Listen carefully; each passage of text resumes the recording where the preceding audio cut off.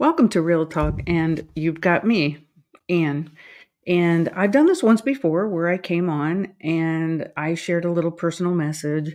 And every now and then, some things happen, and I just think this is a good time to do that. I recently saw Mariska Hargitay on the Today Show, and I read an article in People magazine about her, and it was just so inspiring that, if anybody watches SVU and if you've been associated with uh, Olivia Benson for the last 25 years, then, she's our ride or die, a lot of us. And she's just an amazing person. But recently she came out with an entirely different side of her where she actually 30 years ago had been the person who had gone through sexual assault, rape. And so, and it was really brave for her to come out. And I was just so inspired by a lot of the things that she said in that article. Even if that isn't what you have had happen to you, there's still a relatability with her story. And, so many of the things, like she said, you can still be vulnerable and a badass. And I just thought, yes, to me, and we just recently had a podcast with Sade Young, also known as Love Freely, and she said that being vulnerable is badass. And I thought, yes. That's where I gravitate. I gravitate towards real people, and Tina and I both do. And I always, in my own personal life, have gravitated towards those who are edgy. And I know I am a little bit on the edgy side. And the people that I love, even in music with Pink, she's real, she's authentic, she's edgy, and she has nothing to hide. She's not fake. And that's what I like. And another thing that she talked about, which I thought was, I have talked to a lot of people because I used to be actually the director of a battered women's shelter and rape crisis hotline. And we used to have people come into our shelter that had also been sexually assaulted. And, it's really interesting to hear when you hear somebody that has a platform like Olivia Benson say things like, I checked out of my body. She said she went into freeze mode, which is a trauma response when there is no option to escape. And so many people who have been a survivor of sexual assault, rape, one of the things that happens when they don't do anything is they are blamed. And then there's this shame on top of them. And they are left to feel as if they did have something to do with it because they didn't do anything about it. They couldn't stop it. And sometimes, if they're in a relationship where it goes for a very long period of time, and it could be even years, and they can't find their way out of that relationship. Maybe they had trauma before, maybe they had trauma growing up, and they're just not able to break free from that relationship. It does not mean in any way, shape, or form that they are to blame, because all that means is they couldn't have figured out a way out. And I know that that's hard for some people to understand, but I was in a situation for 4 years where I was unable to get out of it. And after the fact, and I told people, this is happening to me. And then when I did, and I was really young, I'm talking 30 years ago too. And I told people, and even the people that should have been, and they were in a position to help me, blamed me and said things going by what this other person of authority said, because they were 20 years older than me. So, you always have to take things into account. And really, you don't, because every situation is different. But when there's a power play, when there's a big age difference, when there's a situation where you have somebody who has autism, where they had a lot of trauma growing up, and they automatically freeze. I always say that there's the person that is the abuser will always find somebody that they can victimize immediately when they walk into a room of even 1,000 people. They've got a radar about them. And they're actually looking. I mean, they are going into that situation and they are looking for that person, and they know how to groom them. They know how to get them to the point where they can absolutely get them to where they need them to be and completely throw them off to the point where they didn't see it coming. So, and that is exactly what happened to me. And the people that I'm actually madder at is the people that denied me the help when I went to them in true confession and true honesty, and somebody that never spoke. And I was always the quiet one.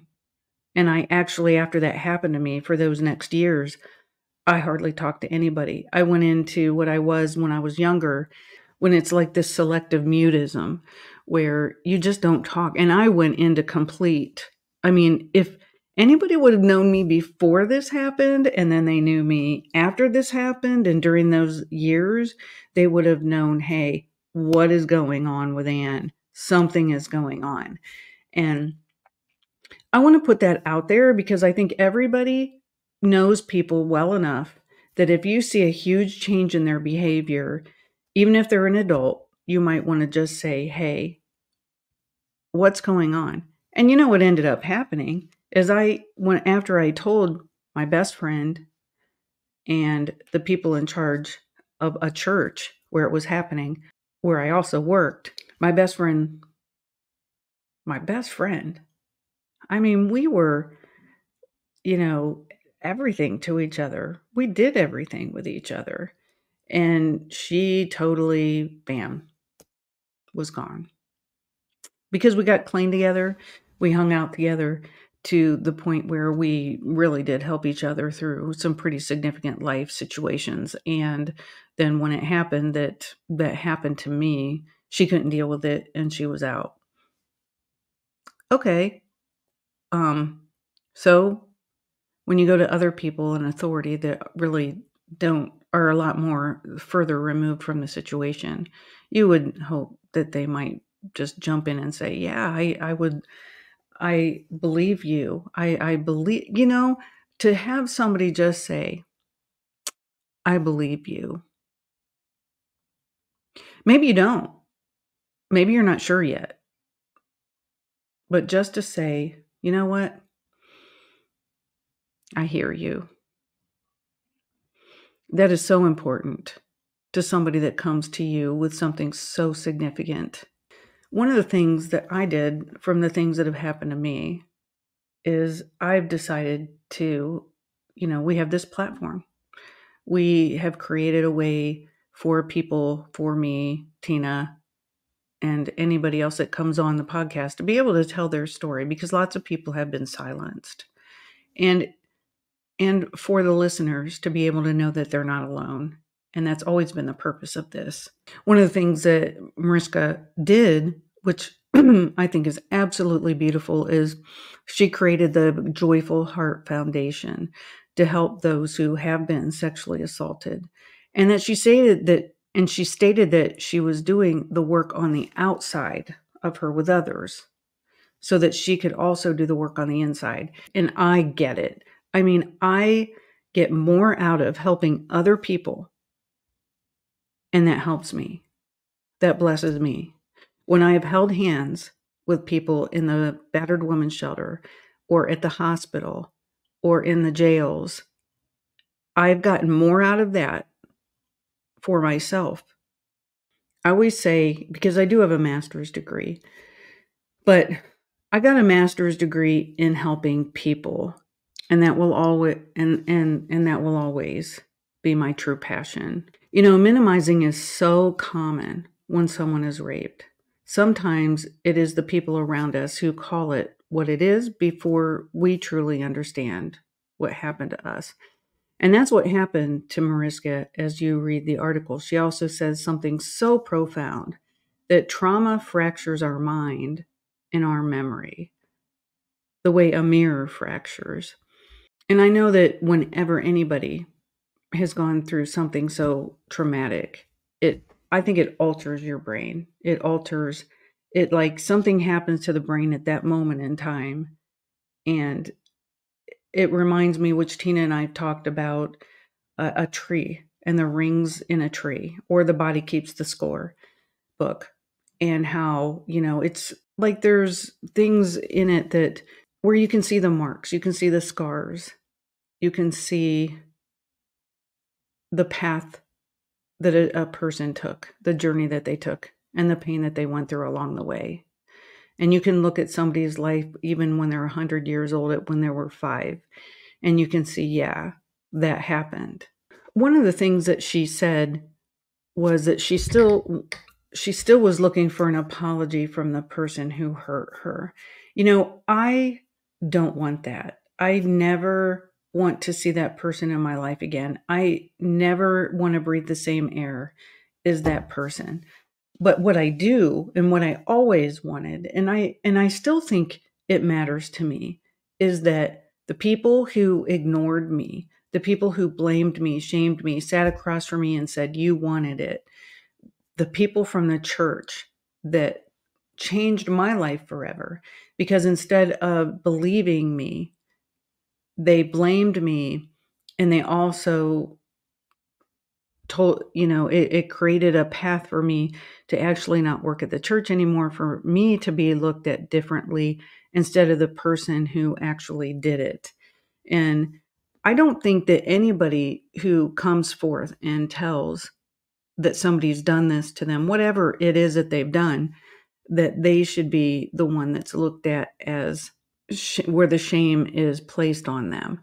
And I just think that that's a whole another layer of the abuse. So now you've got the actual instances of abuse, and then you have this layer of shame because you actually came forward and told people that this happened to you, and then bam, now you've got this on top of it, and it's just weighing on top of the actual abuse. So how can you actually even get to the abuse part when you've got all these layers of shame on top of it? You can't.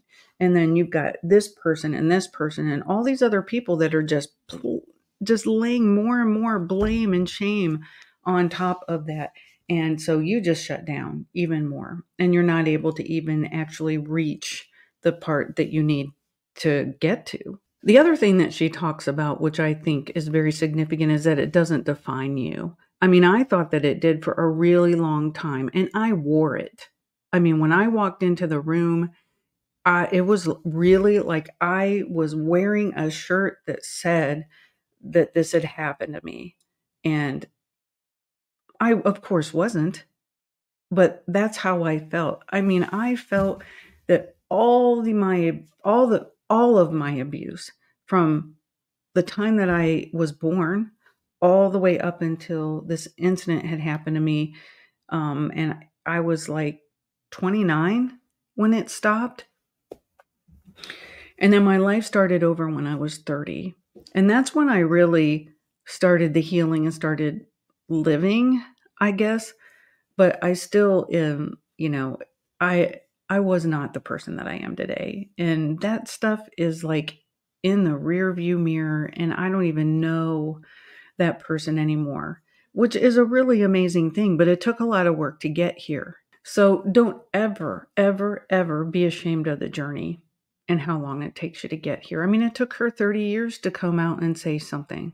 So, I mean, just be proud of where you are right now.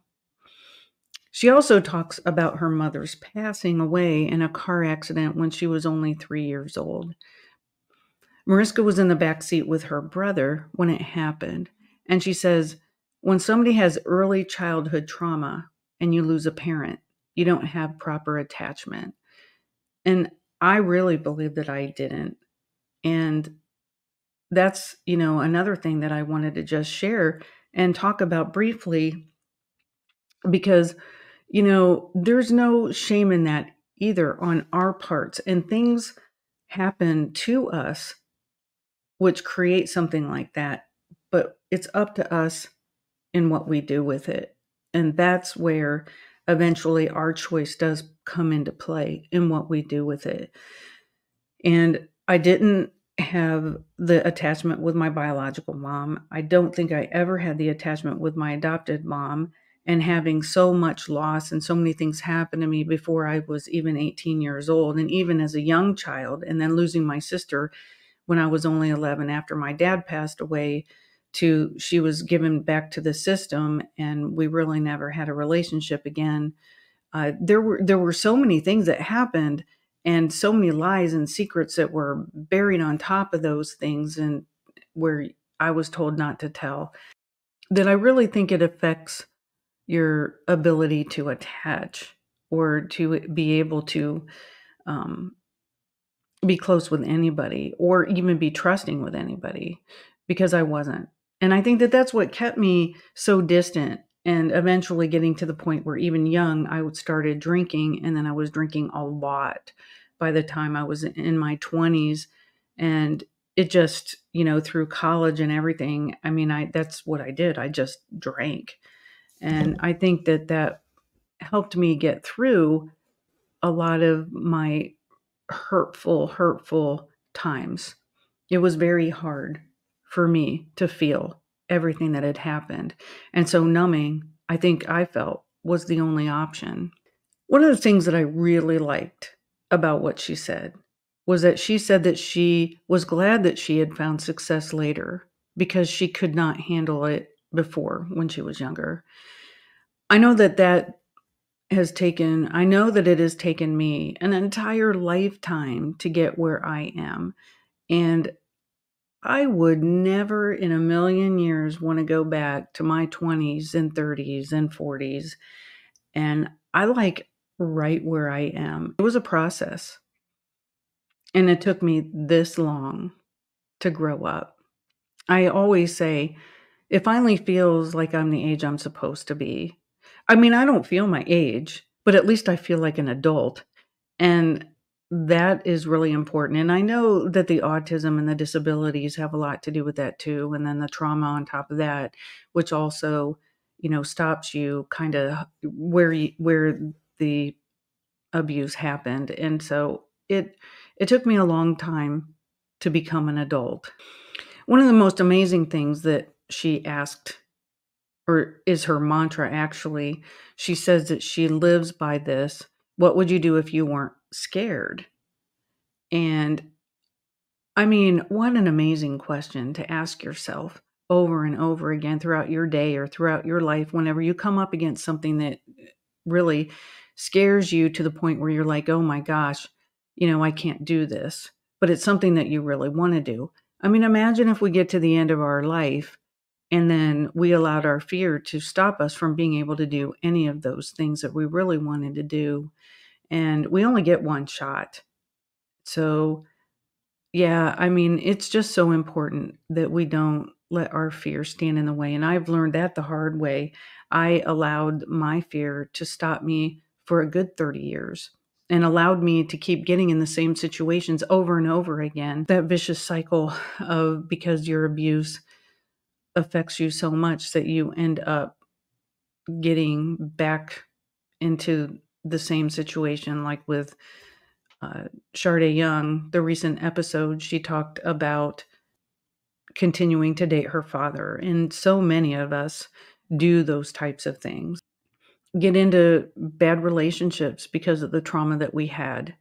And to be able to shake those things, and to be able to not do things afraid, and just be who we are, authentically just be who we are, and not be afraid to be who we are, because who we are is okay. Who we are is fine. So to not let all those other things be so weighted down on us, that that's who we are and that's how we feel that we are. So when we present ourselves in front of other people, that's what we think that we are showing to others, but they don't even see that.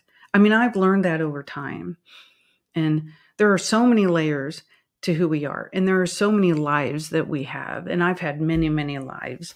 And one of the things that I want to end with, because I absolutely love that she said, I've learned how important it is to be seen, believed, and listened to. And I believe so much healing happens when we are believed. And I pray that everybody that listens to this podcast, everybody that has a story that they want to be told or they want people to understand, or maybe it had to be with an abuser, or maybe it had to do with the people in their circle that where they felt shame or blame. I pray that they can be seen and be heard and be believed, because really that's what this is all about. And I pray that it gives you healing.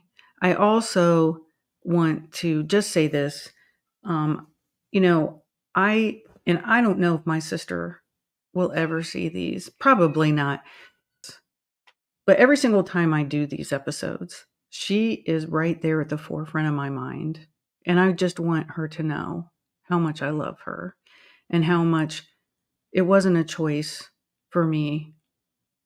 And as I saw her walk down those stairs into a new life that she didn't even know was going to happen, and I only knew it from my 11-year-old perspective, when I was told, don't tell anybody that she's going to be sent into the system and go to her aunt's house or whatever and never come back, and don't tell her. Those are the kind of things that never go away. And I think of her every single day, and I am sorry that those things happen to you. I wish that I could have changed it. I wish I could have done something for you to help you. And I always dedicate these episodes to you all the time, and unspoken. There's been like one episode where I actually said it, but I really mean it. I mean it. I do this for you.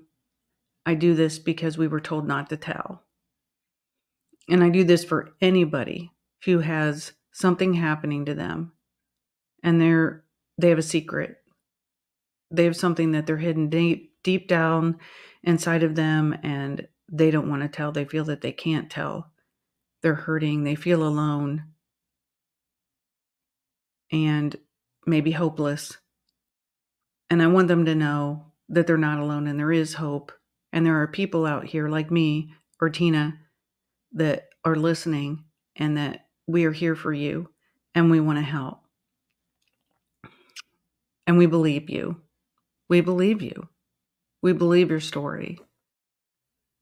And we're validating what you're saying. So I just want to leave it at that. And I want to thank you for listening. You mean a lot to us. 1 year that we've been doing this. And we've got, hopefully, many more years to come. Thank you for listening to my personal message. And as usual, from Tina and Ann, which Tina, of course, is not here, but we're going to be doing some great recordings here soon. We've got a great list of topics that we're going to be covering. And we love you dearly. We appreciate each and every one of our listeners on wdjyfm.com. And you can listen to us on Sundays on that radio station. And you can also catch us on any podcast platform that you get your podcasts. So thank you again for listening. And we will see you next time. So thanks for listening or watching.